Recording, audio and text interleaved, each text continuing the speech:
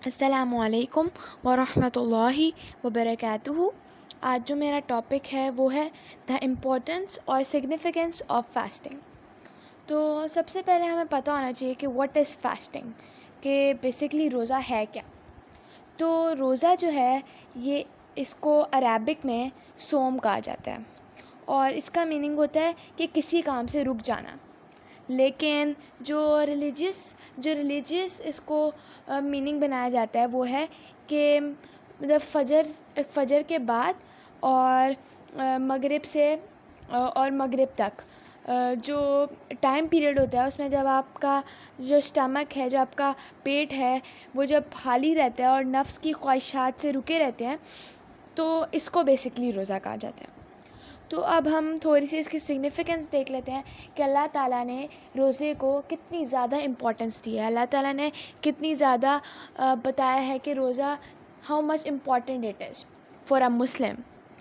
تو بیسکلی جیسے اللہ تعالیٰ نے سورہ بقرہ میں 183 آیت میں یہ کہا ہے، اے ایمان والو، تم پر روزے فرض کیے گئے ہیں جیسے کہ تم سے پہلے لوگوں پر فرض کیے گئے تھے، تاکہ تم پرہیزگار بن جاؤ۔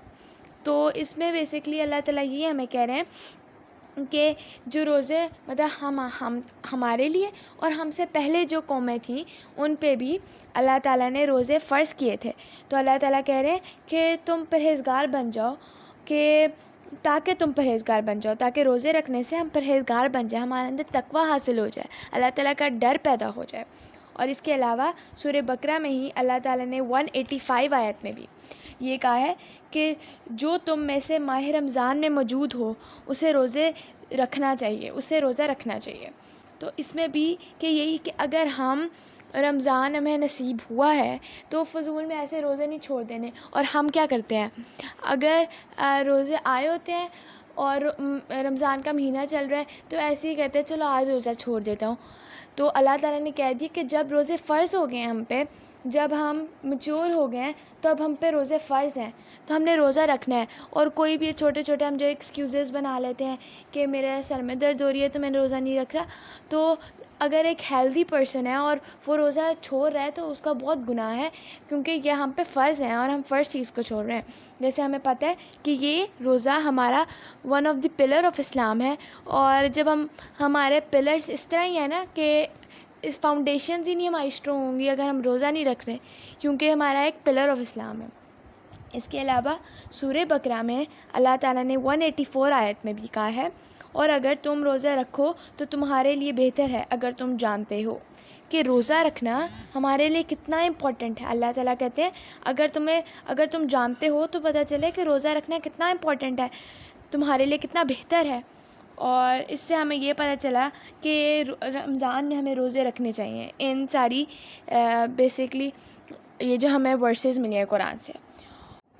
اچھا، اب ان سے ہمیں یہ تو پتہ چل گیا کہ کتنا امپورٹنٹ ہے ہمارے لیے روزہ۔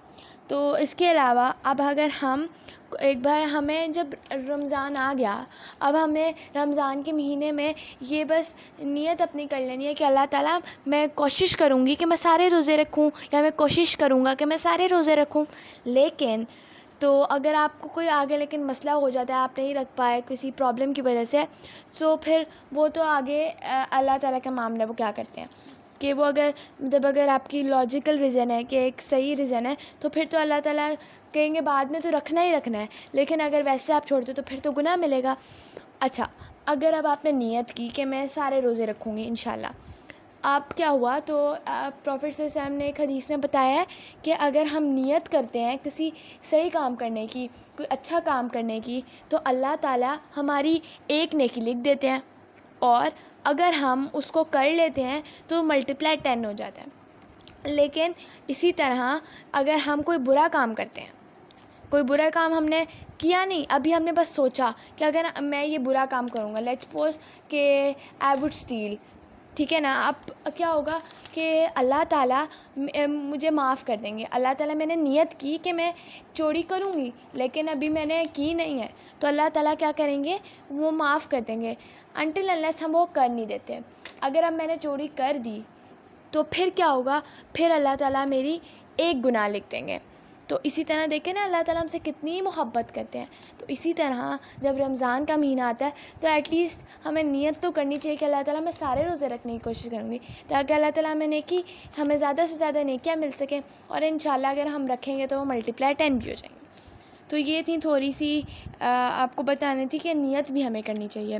سو آئی ہوپ آج کی ویڈیو آپ کو کلیئر ہوگی اور فاسٹنگ کی امپورٹنس کا آپ کو تھوڑا سا پتہ چل گیا ہوگا.